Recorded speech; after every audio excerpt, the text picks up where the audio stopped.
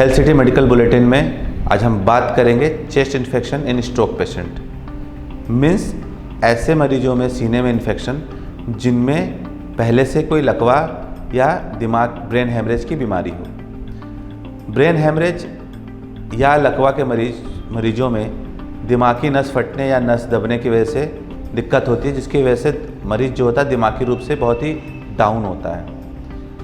दिमागी रूप से डाउन होने से वजह से मरीज के शरीर में जो चेस्ट इन्फेक्शन होता है उसके कई कारण होते हैं। जैसे कि हमारे शरीर में मुंह में लार जो होता है वो कम से कम 3 से 5 लीटर पर डे बनता है, और हम नॉर्मली उस लार को, जो नॉर्मल आदमी होता है उसको घोट जाता है, लेकिन जो दिमागी रूप से डाउन पेशेंट होता है जैसे कि लकवा का या ब्रेन हेमरेज का पेशेंट, वो पूरी तरीके से घोट नहीं पाता।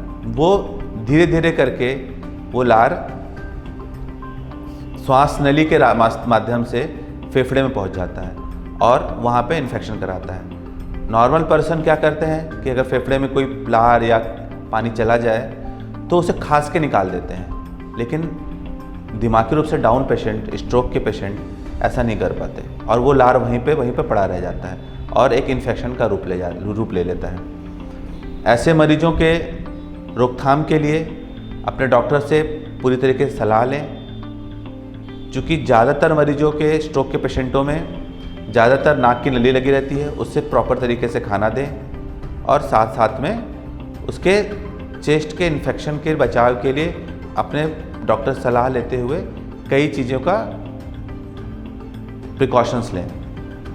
जैसे कि उनका सर ऊंचा रहना चाहिए, साथ साथ में उनको मुंह से खाना स्टार्ट नहीं करना चाहिए जब तक कि आपके डॉक्टर ना कहें। और अगर कभी भी खांसी, सांस फूलना या बलगम आना ऐसी कोई दिक्कत होती है तो आप तुरंत अपने डॉक्टर से सलाह लें। आमूमन चेस्ट का इन्फेक्शन स्ट्रोक के पेशेंटों में बहुत लंबा जाता है।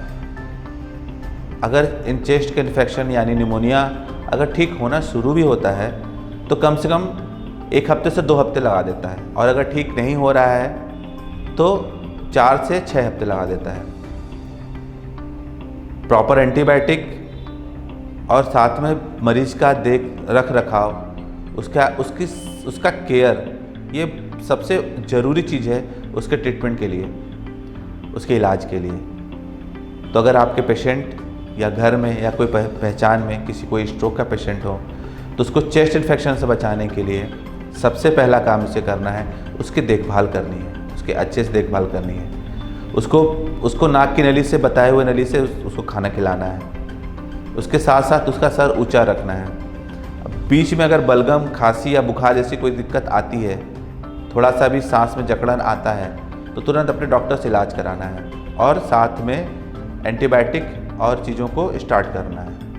इसके साथ साथ मरीज को अगर दिक्कत और बढ़ती है तो मुंह का सक्शन, मुंह में जो लार बनता है उसको बीच बीच में उसको सक्शन करके उसको सक करके उसको निकालना पड़ सकता है। तो ये सब स्ट्रोक पेशेंट में चेस्ट इन्फेक्शन के कॉम्प्लिकेशन होते हैं। तो आज हेल्थ सिटी के मेडिकल बुलेटिन में हमने बात की chest infection in stroke patient, यानी लकवा या ब्रेन हेमरेज के पेशेंट में चेस्ट इन्फेक्शन, उसके रोकथाम की, उसके लक्षण की, उसके इलाज की। जल्दी मिलते हैं अगले मेडिकल बुलेटिन में एक नए टॉपिक के साथ। तब तक के लिए नमस्कार।